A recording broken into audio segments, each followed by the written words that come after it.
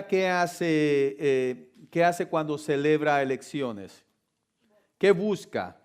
Vota y busca escoger el próximo presidente que ha de gobernarles. ¿No es así?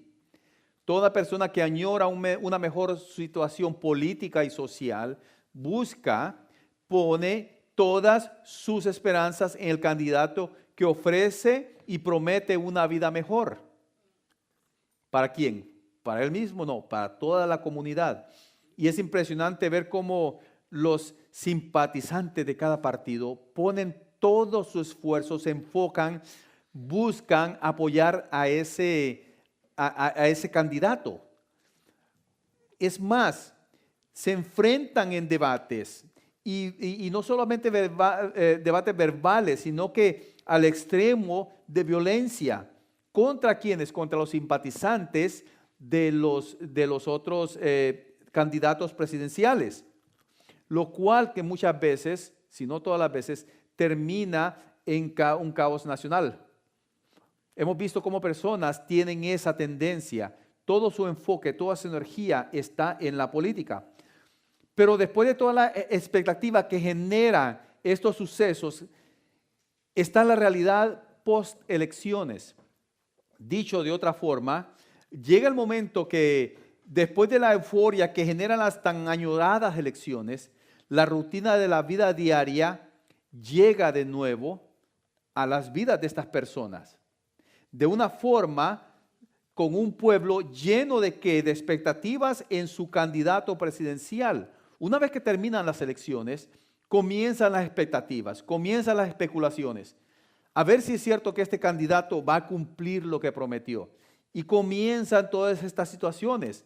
Y a medida que el presidente electo desarrolla su plan de gobierno, el pueblo puede ver si el candidato electo está cumpliendo o no esas promesas y esas expectativas. ¿No es así?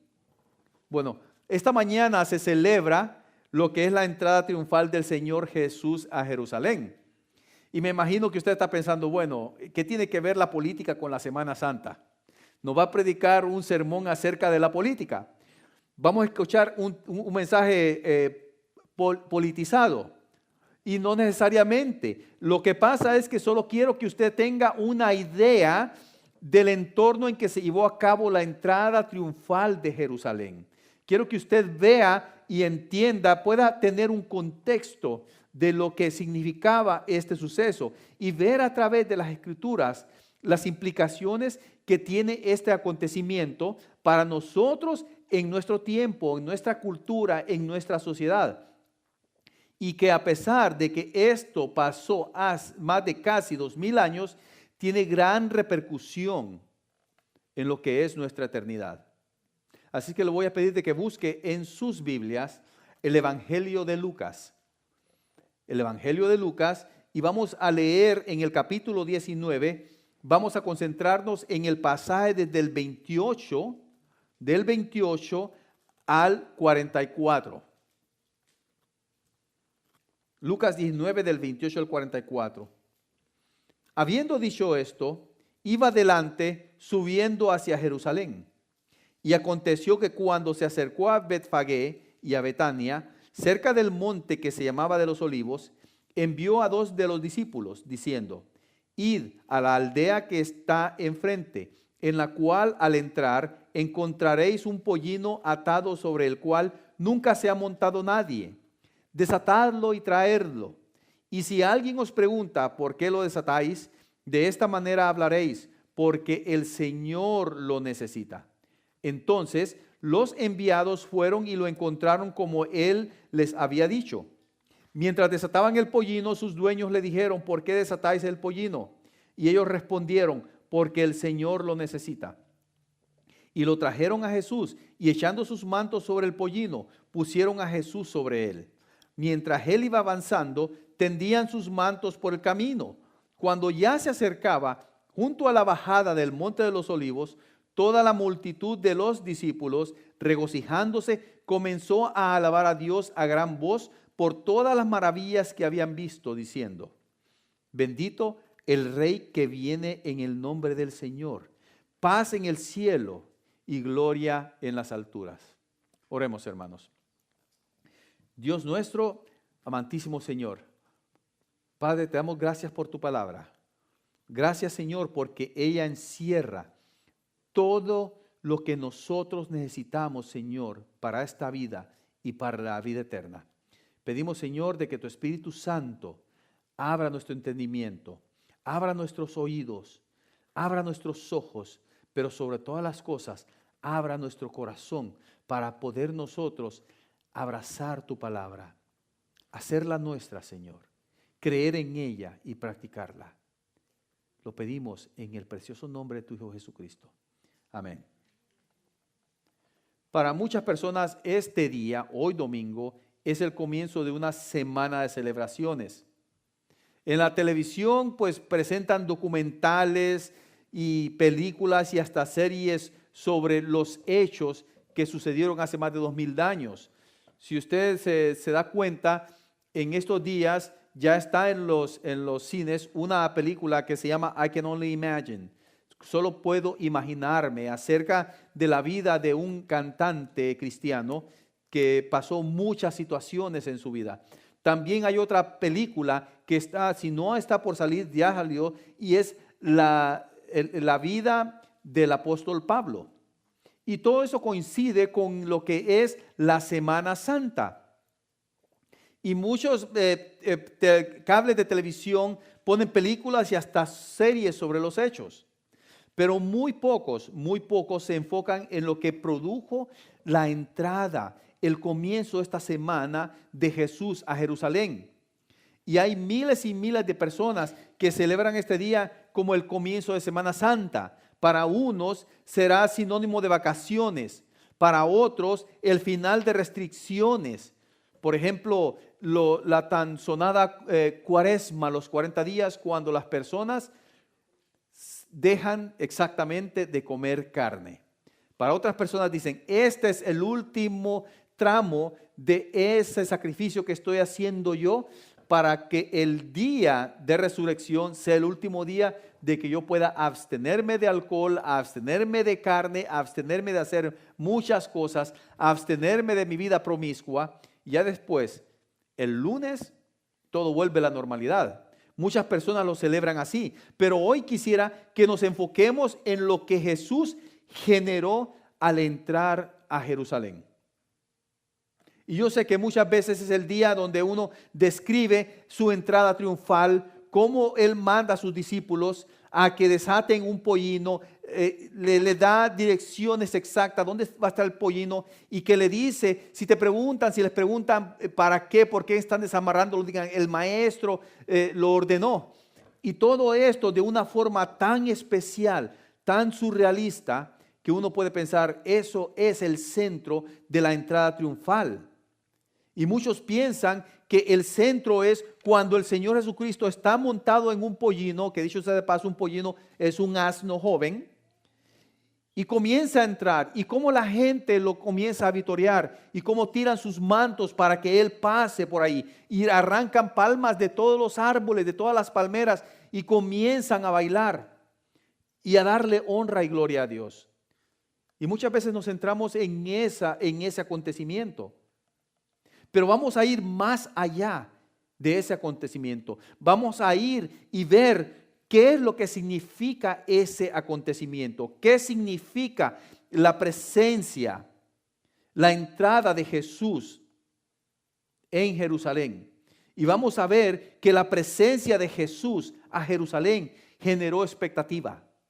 La presencia de Jesús a Jerusalén generó expectativa. Y a través de las Escrituras nos hemos dado cuenta de que todo el pueblo de Israel esperaba un Mesías que los liberara de la esclavitud. Ya habían pasado 600 años desde que Nabucodonosor invadió Jerusalén y se llevó a todos los israelitas, si no la mayoría, al cautiverio.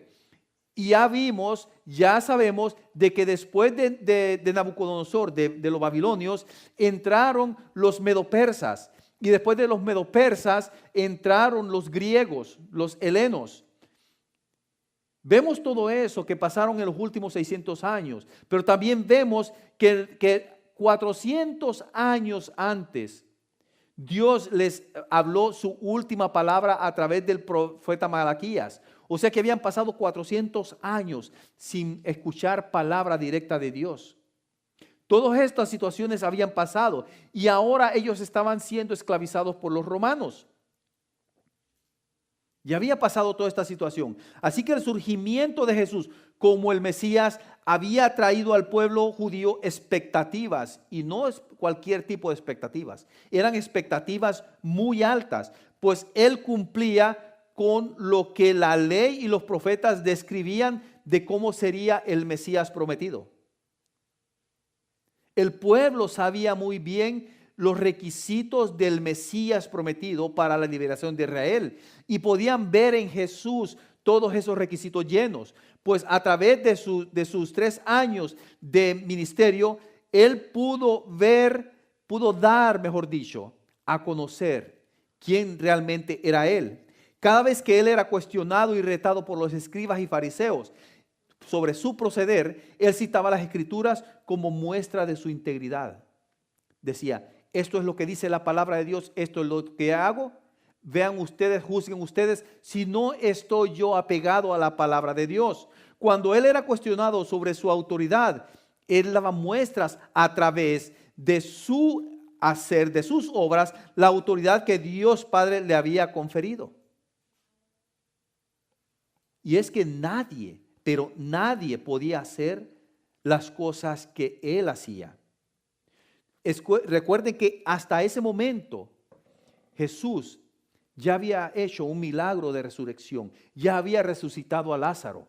Así que no había alguna excusa por la cual los judíos pudieran ver en Jesús el Mesías prometido. Todo judío que esperaba la venida del Mesías estaba seguro de que Jesús llenaba todos esos requisitos. Sus 3 años de ministerio fueron más que suficientes para demostrar que él era el Mesías. Y cuando él manda a que le traigan un pollino para dirigirse a Jerusalén, las expectativas del pueblo se tornan en euforia y en celebración. Pues esa era una señal de que Jesús mismo se estaba postulando como rey. Ellos estaban esperando este momento, y cuando ven este movimiento de Jesús en su vida, en su ministerio, sus expectativas se hacen más sólidas, más palpables, y comienzan a celebrar, comienzan a darle gloria a Dios. Pues Jesús, postulándose como rey, como ese caudillo que destruiría a todos los enemigos de Israel, les iba a llenar todas las expectativas. El pueblo lo entendía así. Todo el Antiguo Testamento está lleno de profecías que apuntan a este acontecimiento. Ellos lo sabían. Aquellos que estudiaban la ley de Moisés y los profetas entendían muy bien esta situación en este momento. Dice Zacarías 9:9, regocíjate sobremanera, hija de Sión, da voces de júbilo, hija de Jerusalén. He aquí tu rey viene a ti, justo y dotado de salvación, humilde, montado en un asno, en un pollino, hijo de asna. Es interesante. Fíjense bien que Zacarías dice, montado en un asno, en un pollino, hijo de asna. En Mateo hace detalles de que los discípulos trajeron a una asna y su pollino.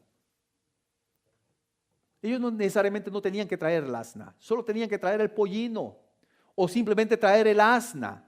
Pero ellos trajeron los dos, el asna y su pollino. No se fijan qué preciosidad, cómo la profecía se cumple de una forma tan específica. Por esa razón Mateo dice en el capítulo 21, versículos del 4 al 5, dice esto. Esto sucedió para que se cumpliera lo dicho por medio del profeta cuando dijo, decida la hija de Sión, mira tu rey viene a ti, humilde y montado en un asna y en un pollino, hijo de bestia de carga. Hermanos, youth, let me tell you something. The word of God is perfect. It has no flaws. And when it talks, it's telling you truth, eternal truth. So, sometimes you may hear people mocking it, saying, that's stupid. How can someone be doing something like that? In the Old Testament, a donkey spoke. And some people say, that's not truth. That's just a story. But let me tell you something. The scripture is perfect. And nothing in this world, in this universe, will change it. Because it is the will, the perfect will and holy will of God. Eso es lo que dice la palabra del Señor. Nada puede cambiarla. Cuando Dios lleva a cabo su voluntad, no hay nada en este mundo que la pueda cambiar. Y todo esto, lo que estamos viendo en Zacarías y en Mateo, no era para menos. Entre el pueblo que veía a Jesús como el Mesías, había diferente grupo de personas con diferentes expectativas en él, basadas en muchas situaciones, basadas en la ley de Moisés. Habían personas que eran pobres y esperaban de que el Mesías los sacara de su pobreza. Habían otras personas que estaban enfermas y pedían de que el Mesías, sabían de que el Mesías iba a terminar con toda enfermedad. Habían otros que esperaban de que el Mesías los liberara de la esclavitud romana, que les trajera paz, que les trajera seguridad. Y habían otros que pedían justicia sobre sus agresores. Muchos de estos, y así como los judíos en ese momento tenían expectativas en Jesús para que les resolviera todas sus necesidades, hoy en día, hermanos, las personas tienen las mismas expectativas. Y tristemente, no las tienen en Cristo Jesús. Las tienen en sus líderes de gobierno para que resuelvan sus necesidades. Esperan que ese líder de gobierno los saque de su pobreza. Esperan que ese líder de gobierno les provea de un programa de salud accesible. Esperan que ese líder de gobierno les libere de las amenazas de guerra que otros gobiernos han puesto sobre ellos. Y que les haga justicia en los delitos cometidos en contra de ellos y en contra de esta sociedad. Usted puede ver esa realidad en todos los pueblos y naciones. En este mundo hay pobreza, hay problemas de salud, hay enfermedad, hay conflictos, hay amenazas de guerra y hay también injusticia. Y esto es triste porque ninguno, escuche bien, ningún líder terrenal ni religioso podrá llenar las expectativas de todo ser humano. Nadie en este mundo va a poder llenar las expectativas del ser humano. Solo Jesús puede satisfacer todas estas expectativas. Solamente Él, nadie más. Y yo me pregunto, ¿sabrá este mundo esta gran verdad? ¿Conocen quién es Jesús y lo que Él puede hacer por ellos? ¿Lo sabe y lo cree usted? Kids, for you, do you know who Jesus is? Do you believe what He can do for you? Do you believe in Jesus just as someone that your parents presented you as your Savior? But do you believe in Him as your Lord, as the one that has control over your life, that no matter what you go through, He'll be there for you? That's the question. Sometimes we see Him as just a Savior, as someone that died on the cross for us, and that's it. But we don't place our hopes in Him. And we need to do that. We need to understand and believe that He is the only one that can bring peace, that can bring salvation to our lives.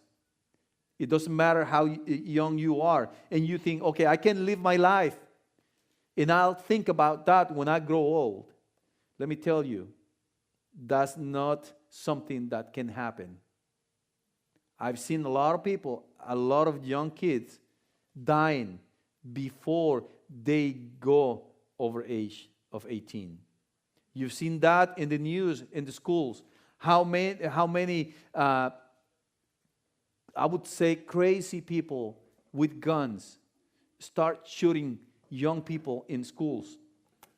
And these kids might have thought, okay, I have all my life in front of me, and I can live and think about Jesus when I grow old.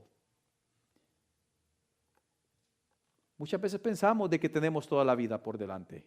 Aún ya cuando estamos pasando de la edad madura, pensamos que todavía tenemos tiempo y todavía ponemos nuestras expectativas en nuestros líderes religiosos y nuestros líderes políticos. ¿Genera Jesús entonces alguna expectativa en su vida? ¿Genera Jesús la expectativa de que sea el Señor de su vida? Yo espero que sí. Espero que el Señor Jesucristo genere una esperanza en Él. Que su esperanza esté puesta en Cristo Jesús. Que usted pueda depender de Él para alcanzar esa abundancia, esa estabilidad económica. Que vea en Él el alivio de todas sus enfermedades, la solución a sus problemas de seguridad y paz. Y sobre todo, que usted vea en Él la respuesta a las injusticias de esta vida. Eso es lo que deseo yo para usted. Deseo también que estas expectativas las entienda usted como más que justas, porque si usted lee el Éxodo hasta Deuteronomio, va a encontrar que Dios tiene ese deseo para la humanidad. Cuando Dios formó al hombre, a Adán y a Eva, Él lo formó para que Él pudiera experimentar paz, abundancia, seguridad, justicia. Cuando el Señor le da estas leyes a Moisés para que las dé al pueblo, Él está diciendo que Él quiere que erradique la pobreza, que se promueva la salud entre los habitantes, que nadie ponga carga de impuestos injustos sobre ellos, ni ellos en los extranjeros, que haya paz y seguridad entre el pueblo y que la justicia prevalezca para todos. Ese era el deseo de Dios. Y no solamente para el pueblo israelita, sino para toda la humanidad. Pero el problema es que el ser humano nunca, jamás de los jamases, fue capaz de llevar a cabo esos mandamientos. ¿Por qué? Por razón del pecado que había en ellos y que hay ahora en ellos. Por eso Dios, desde la caída del hombre, prometió al ser humano un Mesías. Si usted recuerda en Génesis, cuando Adán y Eva pecan y los confronta, y confronta también a Satanás, ¿qué le dice? Pondré enemistad entre la mujer y ti. Pondré enemistad entre tu simiente y la simiente de ella. Pues tu simiente, le dice Satanás, la herirá en el calcañal a la simiente de la mujer. Y después de eso dice, y su simiente te herirá en la cabeza. Y muchas veces nosotros pensamos en eso con respecto a Satanás y Eva, y no se dan cuenta que ahí Dios ya tiene el plan. Y mucho antes de eso tiene el plan de redención para el ser humano. Porque cuando le dice, tú la herirás en el calcañal, está diciendo, vos vas a dañar al Hijo del Hombre. Pero Él te va a dar una herida mortal, porque cuando se dice que va a herirlo en la cabeza, está hablando de herida mortal. Si usted se infecta, le entra gangrena en una pierna, ¿cómo puede salvar su vida? Amputa esa pierna y usted está bien. Aunque queda cojo o coja, usted puede seguir viviendo. Pero si usted se infecta el cerebro, si le amputan en la cabeza, ¿puede vivir usted? No puede vivir. Es ahí donde Dios le está diciendo al ser humano, tengo un Mesías que va a acabar con todo el pecado del mundo.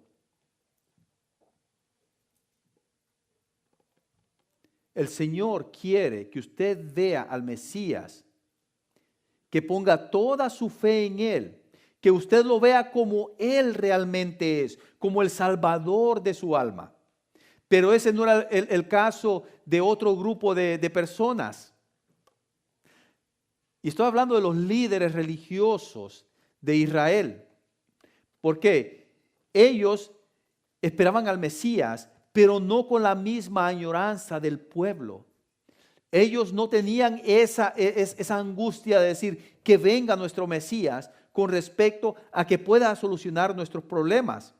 Ellos gozaban de una libertad lo suficientemente cómoda como para no desear que desesperadamente la promesa de Dios.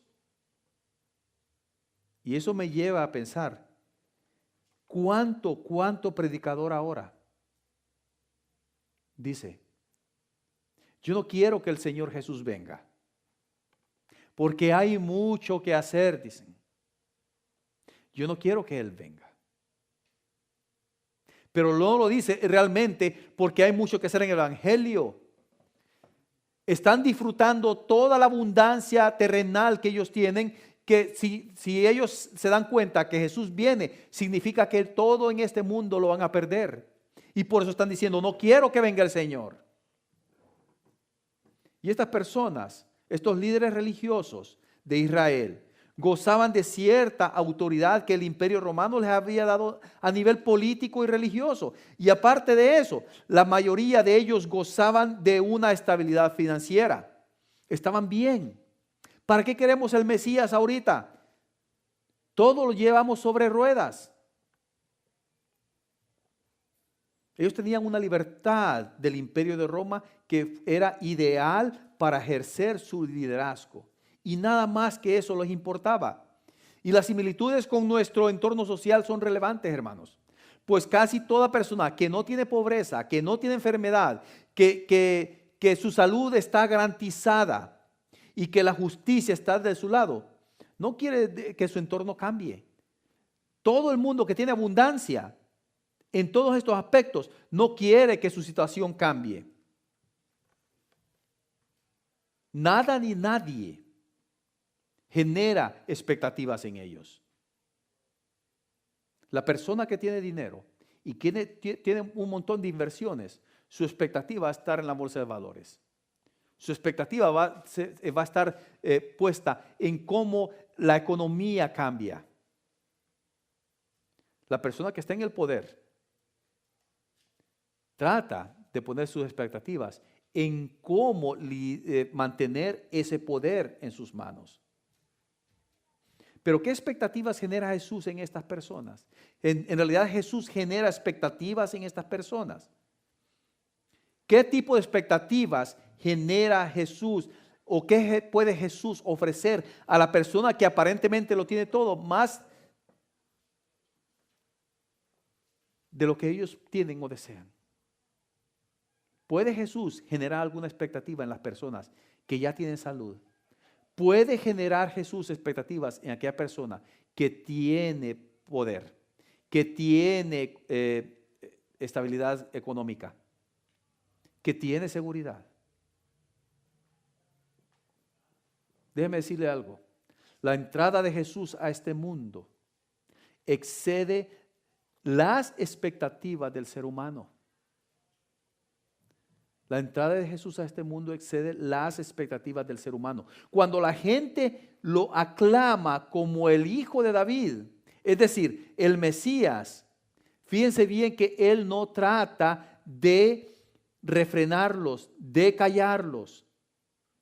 Miren lo que dice los versículos 39, el versículo 39 y 40 de Lucas 19. En lo que iba entrando a Jerusalén y todos están cantando, Hosana, bendito sea el Dios. Entonces algunos de los fariseos de entre la multitud le dijeron, Maestro, reprende a tus discípulos.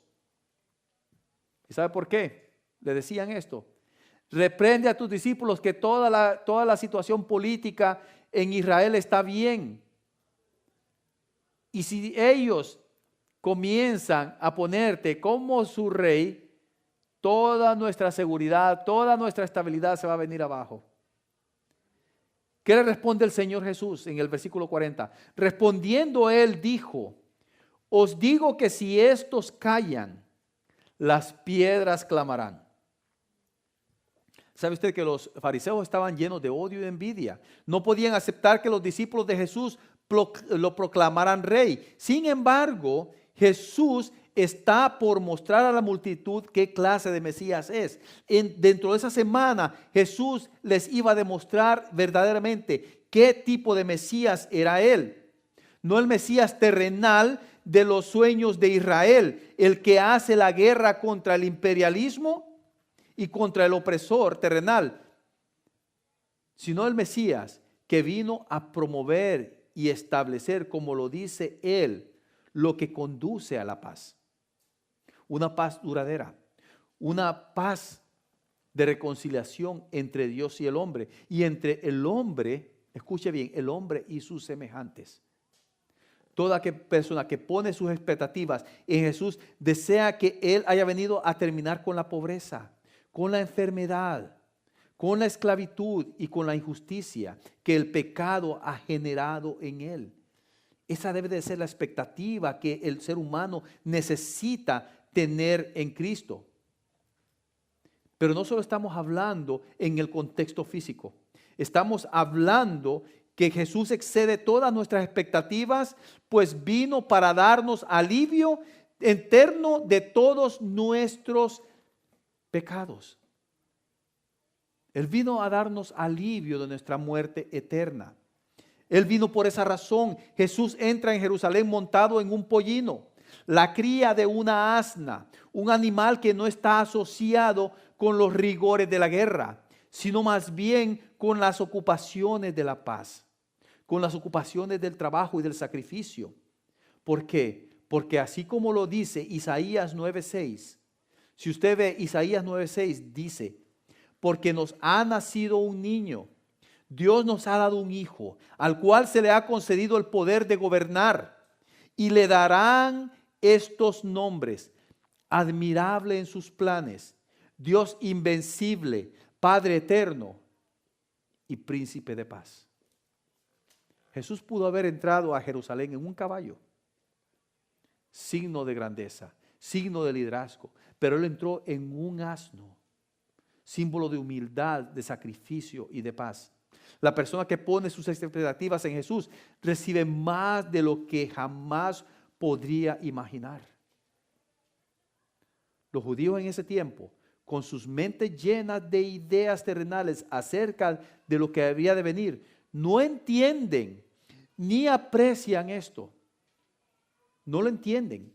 Ellos tienen razón al proclamarle a Él como el Mesías, pero esperan que este Mesías se revele a sí mismo como un caudillo político y terrenal. Muchos de los que gritan Hosana están tan equivocados como los que rechazan al Señor Jesús. Los que rechazan completamente a Jesús están cometiendo un delito. Pero los que exteriormente, escuche bien esto, los que exteriormente le aceptan y le aclaman, también están cometiendo una gran justicia contra Él. ¿Por qué? Porque no lo aceptan por lo que realmente es Él. Jesús es más que un Mesías terrenal. Él es el Dios que viene a terminar con todos nuestros pecados. Es lo que Él hizo en la cruz, con todos nuestros problemas, con todos nuestros dolores y pesares, pero no de una forma parcial ni temporal, sino que eternamente y para siempre. Y es por esa razón que la entrada de Jesús, no a Jerusalén, sino que a este mundo, tiene repercusiones eternas. El error trágico, porque sí es trágico, que cometen tanto el pueblo como los líderes religiosos, tiene resultados perjudiciales, no solamente para ellos mismos, sino que para toda la humanidad.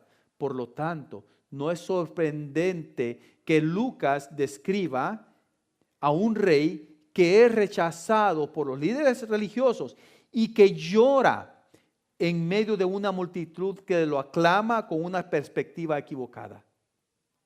Lucas 19 del 41 dice: Cuando se acercó, al ver la ciudad, lloró sobre ella.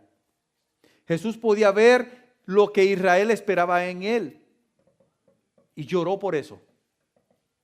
Jesús lloró por ver la expectativa que el pueblo de Israel tenía sobre él. Y él no lloró solamente derramando lágrimas en silencio. La palabra usada por Lucas en el griego es klaio, que significa llorar ruidosamente. Llorar ruidosamente. El Señor no solamente se tapó la cara y empezó a echar lágrimas.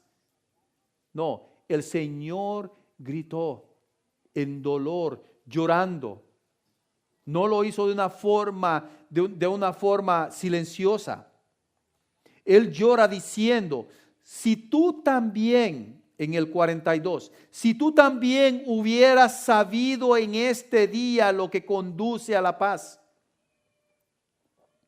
pero ahora está oculto a tus ojos, porque sobre ti vendrán días cuando tus enemigos echarán terraplén delante de ti, te sitiarán y te acosarán por todas partes, y te derribarán a tierra y a tus hijos dentro de ti, y no dejarán en ti piedra sobre piedra, porque no conociste el tiempo de tu visitación.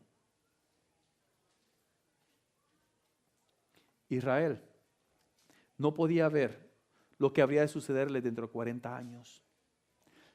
Y es que dentro de 40 años, en el año 70, más de 2 millones de judíos serían asesinados y otros sobrevivientes, los sobrevivientes, serían vendidos como esclavos por el general Tito, que era el general del Vespasiano. Todo esto en el año 70, 40 años después de que el Señor entrara a Jerusalén. Todo porque ellos tenían la expectativa equivocada de Cristo Jesús. Si tan solo las personas que tienen expectativas puestas en Cristo pudieran ver la diferencia. Si tan solo aquellas personas que tienen las expectativas puestas en este mundo y sus líderes supieran que Jesús es el único camino de verdad y vida. Si tan solo aquellos que conocen quién es Jesús, escuche bien esto. Si tan solo aquellos que conocen quién es Jesús, rindieran sus vidas a Él. Porque no es suficiente conocerle. No es suficiente decir que Él es el Rey. No es suficiente solamente decir, Él me dio vida eterna. No. Él mismo dice, aquel día llegarán unos, Señor, Señor, en tu nombre echamos fuera demonios, sanamos. ¿Y sabe qué le va a decir el Señor a esos? Apartados de mí, no os conozco. Porque no es suficiente. Remember, kids, it's not just enough knowing that Jesus is Lord. It's not enough. That's not enough. You need to surrender your life to Him. You need to submit yourself to forget about all the enjoyment that this life can give you. No podemos simplemente decir que lo conocemos. Necesitamos rendir nuestras vidas a Él. Si tan solo la gente supiera que Él es el único que puede dar abundancia, salud, seguridad, paz y justicia, no tendrían que buscar más. Vea, aquí en Estados Unidos, nuestras expectativas, no solamente los nativos de aquí, sino que los extranjeros, depositamos nuestra expectativa en el sueño americano. En eso medimos nuestras bendiciones. Si tenemos una casa, si tenemos un carro del último modelo, si tenemos nuestros hijos en las mejores escuelas, si nuestros hijos alcanzan todas aquellas cosas que nosotros no pudimos alcanzar, nuestras expectativas son llenas. Pensamos en eso y se nos olvida de que eso no tiene ningún valor ante los ojos de nuestro Señor.